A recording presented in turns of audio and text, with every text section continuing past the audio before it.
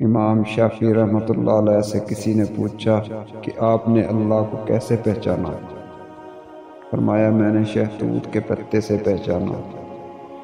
اس طرح کہ شہتوت کا پتا بکری کھاتی ہے تو مینگنیاں نکالنا شروع ہو جاتی ہے، ہرن کھاتا ہے تو مشک نکالنا شروع ہو جاتا ہے، اب ریشم کا کیڑا کھاتا ہے تو ریشم نکالنا شروع ہو جاتا ہے۔ ایک پتا ہے، کہیں مینگنی نکلی، کہیں مشک نکلا، کہیں ریشم نکلا۔ یہ پتے کی طبیعت کے اوپر کوئی بنانے والا ہے کہ کبھی یہ بنا دیا، کبھی وہ بنا دیا۔ میں نے اس حقیر سے پتے سے خدا کے وجود کو سمجھا۔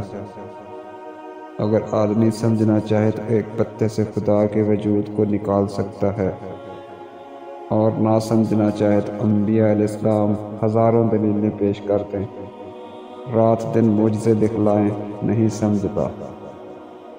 ابو جہل کو نہیں سمجھنا تھا، مرتے دم تک نہیں سمجھا۔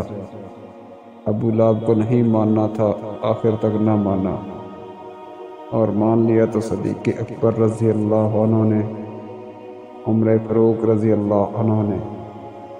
جس نے مانا تو کوئی صدیق بنا، کوئی فاروق بنا، جس نے نہیں مانا کوئی ابو جہل رہ گیا، کوئی ابو لہب رہ گیا۔ معلوم ہوا جب آدمی نہیں ماننے پر آتا تو پیغمبر بھی نہیں منوا سکتے، اور ماننے پر آتا ہے تو شہتوت کے پتے سے خدا کی پہچان ہو سکتی ہے۔ سچ ہے کہ این سعادت بزور و بازو نیست،